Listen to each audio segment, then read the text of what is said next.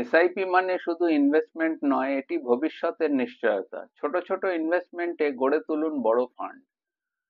যেমন প্রথমে অল্প টাকাতেও আপনি ইনভেস্ট শুরু করতে পারেন। ডিসিপ্লিন সেভিংস তৈরি করা সম্ভব। রেগুলার কন্ট্রিবিউশনে বড় কর্পাস গড়ে ওঠে।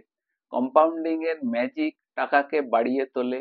মার্কেটের ওঠানামা ব্যালেন্স করে। লং টার্মে উচ্চ রিটার্নের সম্ভাবনা থাকে।